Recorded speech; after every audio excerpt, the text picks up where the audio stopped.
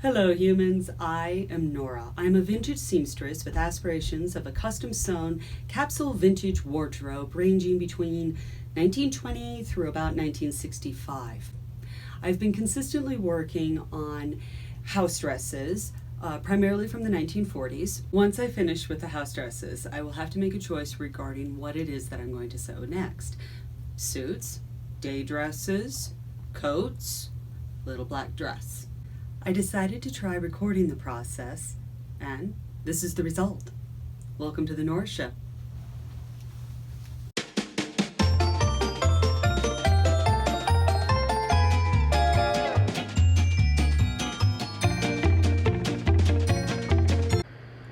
As always, one must pair one's fabric with one's pattern and the purpose and function of the outfit. Fabric choice in this case is fairly easy. House dresses are usually cotton, and there is a lot of affordable cotton to buy. Cotton is also easy to launder and friendly to sew. Vintage patterns, on the other hand, are not easy. I am not a huge fan of using them as they are expensive, many times one of a kind, and difficult to impossible to take care of and preserve properly if you're actually using it. I'm even less of a fan of using modern drawn reproduction vintage patterns due to them not actually being based upon any known prior pattern sold at any time.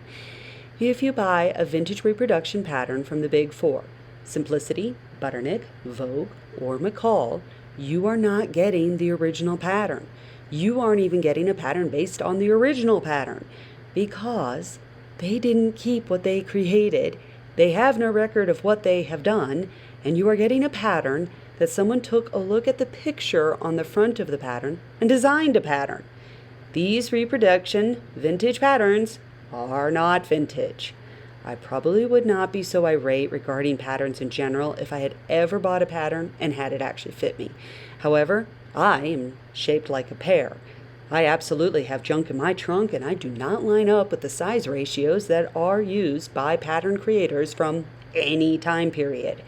If you are one of the lucky humans whose measurements line up with a manufacturer's idea of what people are shaped like, carry on, and please do enjoy all the patterns I shall not be purchasing. After many years of disappointing and very frustrating sewing that resulted in substandard and unhappy creations, I realized a few things about sewing.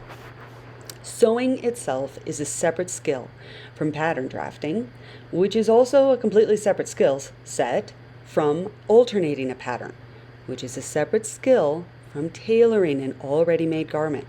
All of these skills can and should interact in the fluffy bunny universe in which you know all, but are in fact totally different points of understanding, and one can absolutely learn everything about one skill and miss everything of another. Last year, during 2020, my frustration peaked for so many reasons, and I decided to learn how to draft patterns from scratch based upon my personal measurements.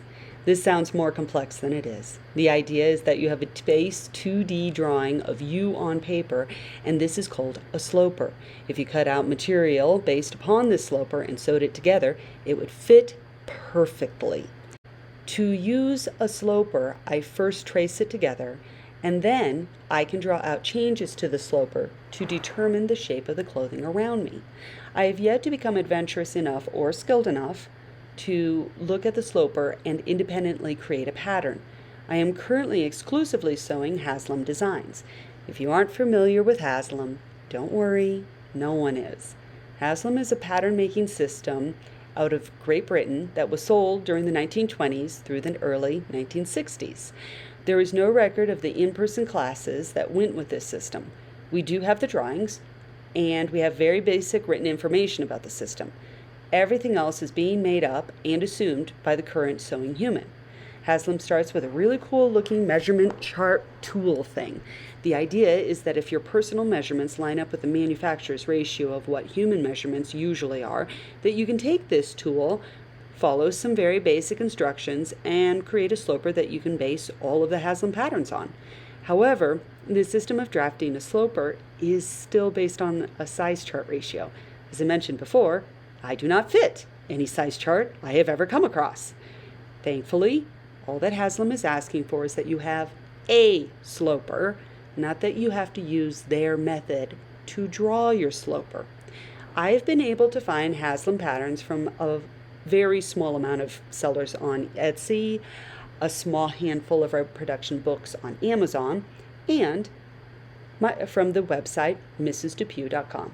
Today's draft is coming from an early 1940s Haslam book I found on Amazon. The time required to draft a simple house dress pattern from the 1940s and to cut out the fabric takes me about 2 of any of the Marvel Universe films. However, having close to 4 hours of me scribbling on paper is not quite what I envisioned and is causing all sorts of timing and editing headaches for me as I create this video. Bear with me, I'm going to get better at this. The idea with pattern drafting is to be extremely detailed down to the 16th of an inch. Make sure that you include seam allowance when you cut out material. Label each pattern piece so that you know which side is up and what grain you want to cut along, if you are on a fold or selvage edge, and if you are working with the front or the back. Basically, assume that everything looks like a scrap of trash paper and that you need to write down exactly what everything is. If you want more information on how to draft a sloper, I highly suggest a craftsy.com membership and looking up Susie's series of classes. Her classes get to the point quickly, and it should not be held against her that it took me a solid 6 months, followed by 3 months of utter burnout, to have a final result.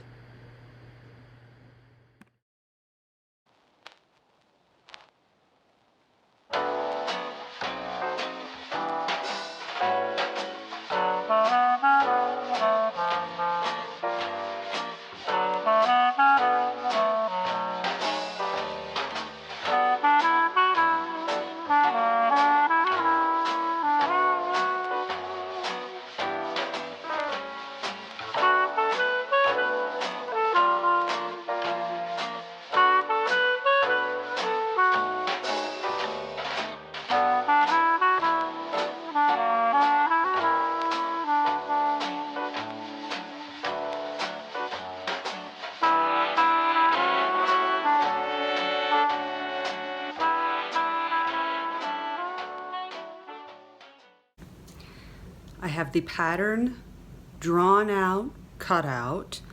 I've double checked everything. I've double checked the numbers because this is not the time to say, I totally am perfect. I'm gonna get it right on the first try, because I can guarantee you, I certainly don't. So everything looks okay. Everything is matching up to the pattern. I confirmed that I'm still working on the same pattern and I haven't decided to go and look at a completely different pattern while I'm and combine things. That never works out well either. I feel confident with the placement of markings and the cutting out of the darts. I like the front bodice piece top. I like the way that that fits, and I like that I confirmed the points, the end points for the top where they meet together. Everything has been marked with no seam allowance because as much as I prefer a pattern that way, I'm not used to a pattern being that way, and it's really easy to mess that one up for me. And if you don't give yourself room to sew a line, well, it's gonna be just too small, and that's uncool and sad and a big waste of time. And since I still have the kitchen table and no one's fighting me for it, I think I might do it up here. But first, I'm gonna clean things up and I'm gonna iron. I'm excited. I think this project's going to go well.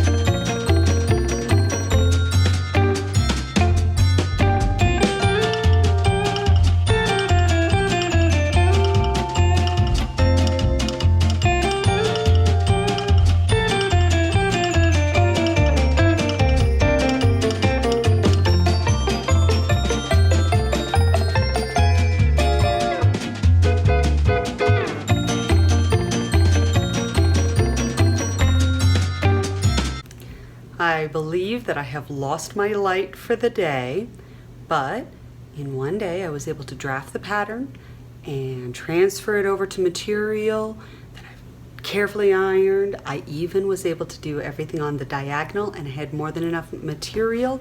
Well, maybe not more than enough. I have this left. That's good enough. Perfect. I feel very confident with this specific pattern. I don't think that, and I didn't even cut out a muslin on this one, which is a little panicky now that I think about it, but I'm very confident that this is going to be fine. This is very similar to the rest of the dresses that I have been drafting and sewing, and the fit has been glorious so far, so I'm not going to worry about this.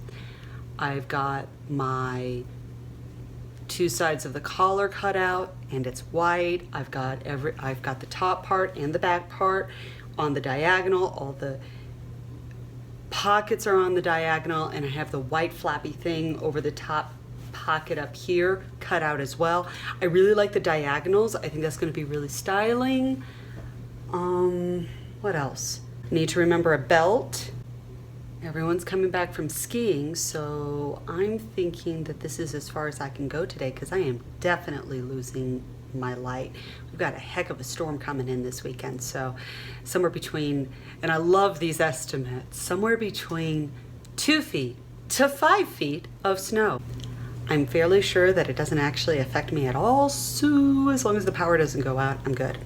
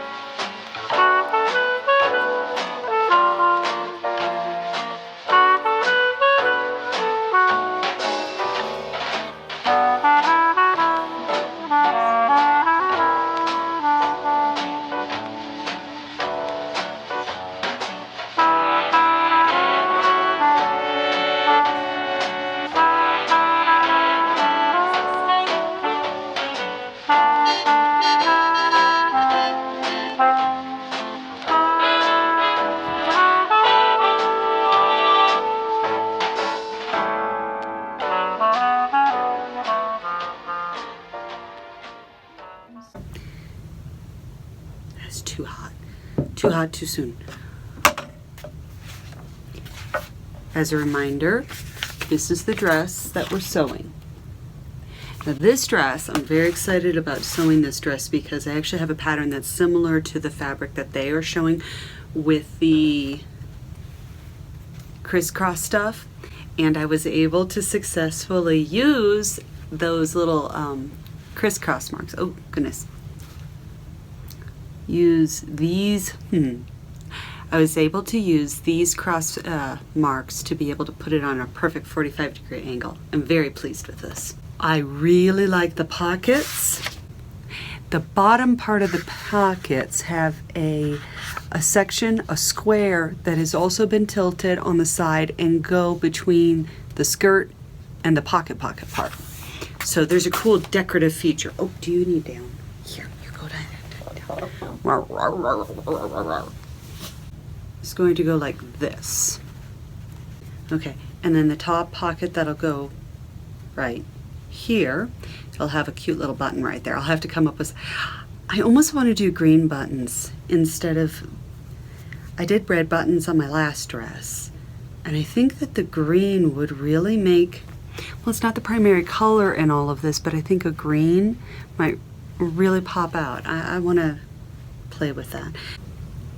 I've had all sorts of questions about how a person gets into vintage or walks out of the house in vintage. How do you, do it?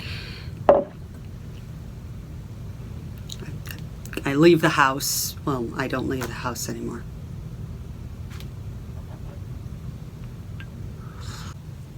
Life is short and unpredictable. Please dress in a way that brings you joy. There's instructions. Let me get my glasses. Okay. Dress figure 2. The bodice has a covert fastening. Fold a 1.5 inch hem on the bodice and make a separate 1.5 inch fold with buttonholes. And that's the placket. It's basically a sandwich, and this one is on the top and this one has the buttons or the buttonholes. Well, it'll have the buttonholes because the dress will have the buttons, and that will go like this, and that will be on the top, and no one will see a thing. The pockets are faced with contrasting material and stitched to the front. I absolutely agree about the facing. That's why my pockets are basically reversible. I love having lined pockets. I think that's the only way. If I'm going to have a decorative pocket on top of me, when I put my hand in the pocket, there better be something awesome, and that's actually a really good idea. If I had had like a red or a green material, I could have put that on the inside. But this is a white, and that would have probably shown through. So this is probably the smartest way that I could have done it. The last thing that I want to do is be rushed during sewing. Actually, I don't want to be rushed doing anything. If you're rushed, you make mistakes. You don't enjoy what you do, and it's just plain stressful. So time management and genuinely going, there is no quick sewing. There is no quick from beginning to end. I'll just whip this out. And if it happens, it's a fluke. Thank your lucky stars and don't ever expect it to happen again. That's just luck. You're not doing gathers. You're doing pleating, where you fold, and they're going to go ahead and sew that pleat down so that it doesn't open up and swing. This is the 1940s. It's not a fitted dress, but it's not 1950 with the petticoats and everything. This is a silhouetted, over the hips, gentle curve down, and then maybe a little bit of a flare out, but not a mermaid. Okay, just gentle. Everything that you're talking about fits at the hips and then flares out.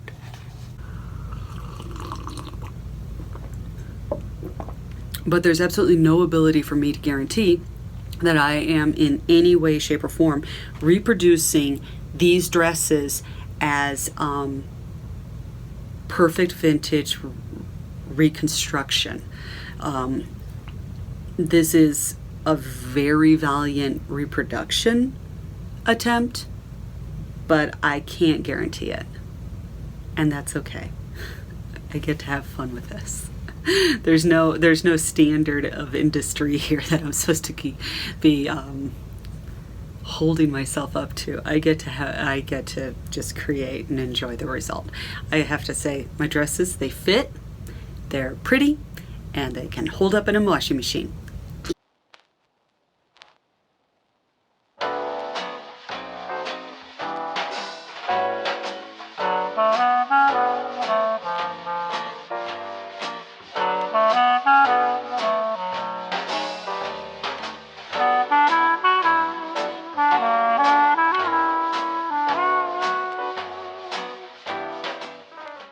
Good morning, everyone. It is a snowy day. The kids are sledding, and I have the house to myself for just a little bit amount of time, so this is a perfect opportunity for me. I'm going to try to, I don't know which one I'm going to, I don't know where I'm starting. I have to figure that out. Actually, I do know where I'm starting. The first thing that I need to do, clean up the dog toys.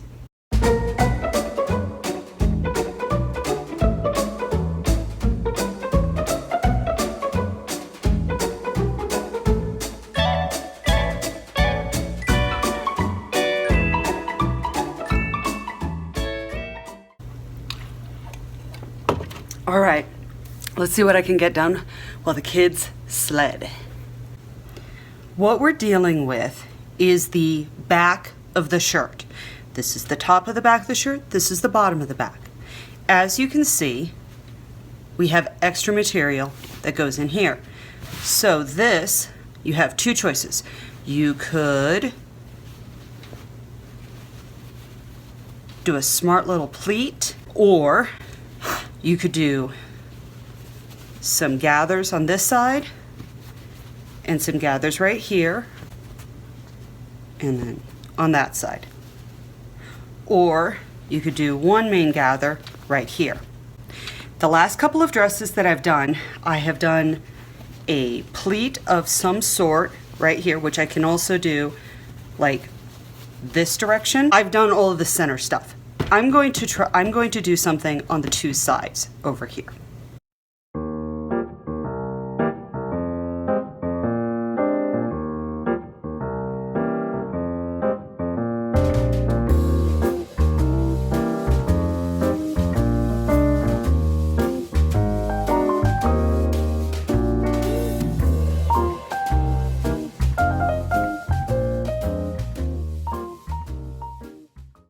Matching up these two corners on both the sides of this is incredibly important, because if you don't, well, this is your armpit. You do not want material sticking out. You want this to be flush. It will make life easier and things will look better.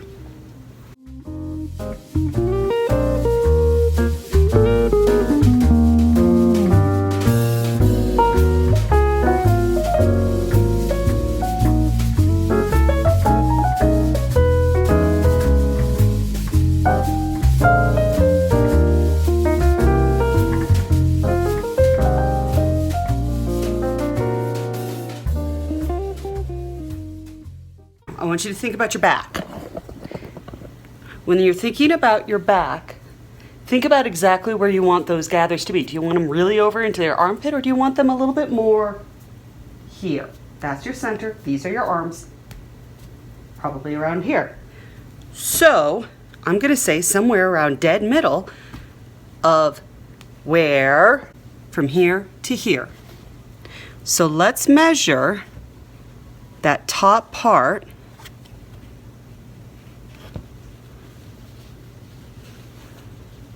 It's a little under 8 inches.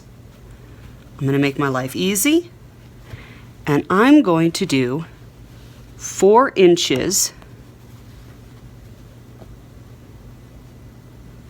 from that side.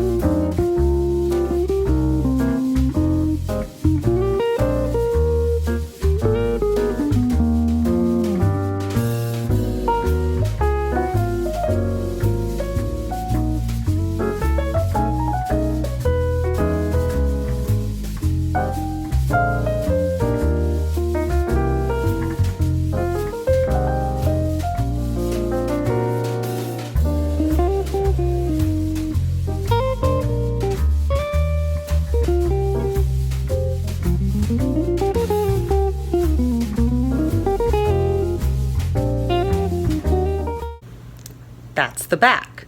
Let's deal with the front now.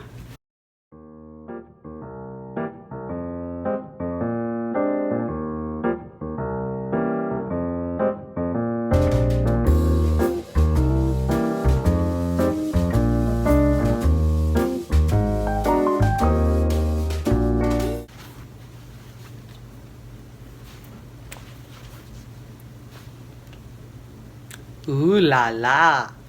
Okay.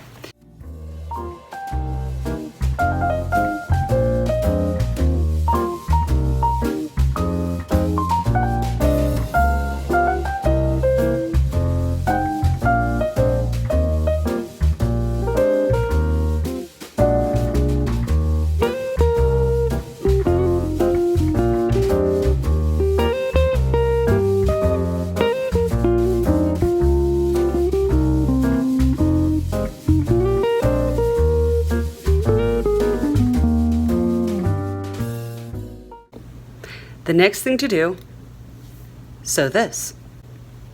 So, however, those don't match up, which means that the front part has that delightful 1940s gather right here.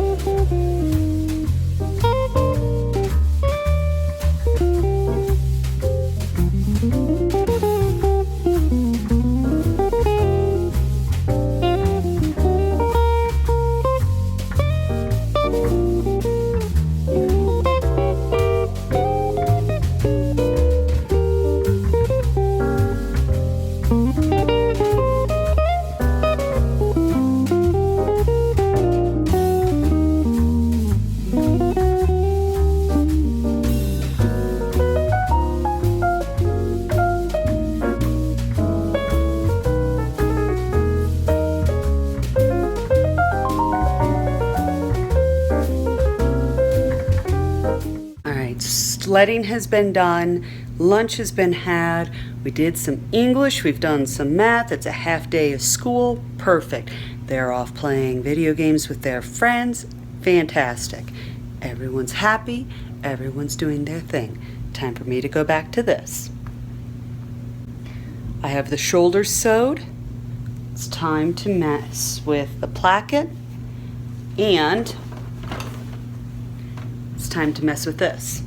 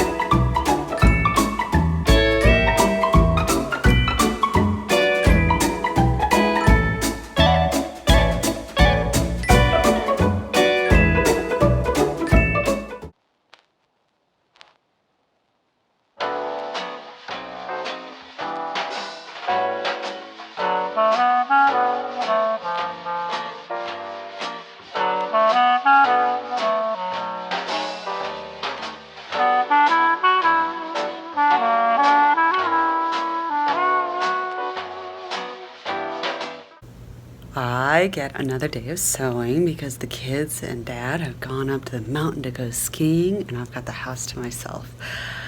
I am looking at a very close to being done dress, and I'm very pleased with this. I think this might be the best fitting dress that I've made so far, so this is very exciting.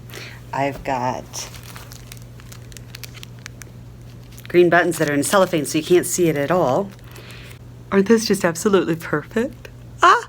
So I'm just going to jump in. I'm debating on either turning on Bob's Burgers and from season 1, episode 1, and just going, or I could turn on my, I think I'm in season 2 of Twin Peaks again. All of these are repeat shows, so I don't have to be glued to the TV. Mostly it's just in the background and it keeps me going. Otherwise I get distracted with other things. So it works. Last time I did Lord of the Rings, I don't know if I want to do that again. That was a lot. That was very heavy. I'll figure something out. Time to go sew.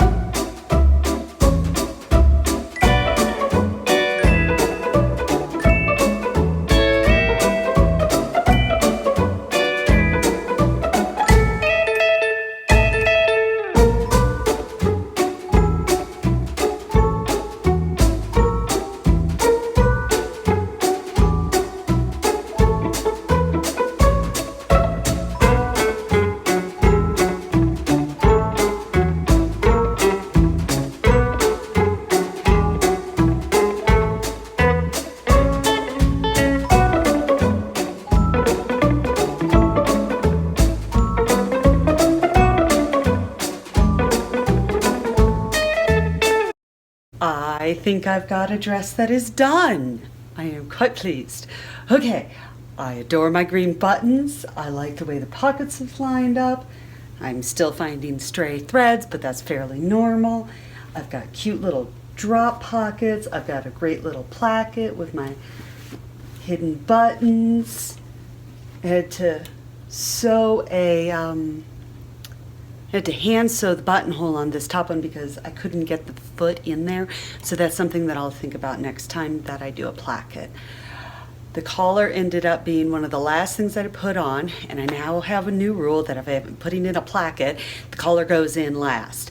And if I have buttons, I need to make sure that I'm thinking about the buttonholes before I put the collar in and seal up that top little lap. So this is done. My hair is definitely not done. I think it's noon. I should probably eat lunch. I should probably do my hair.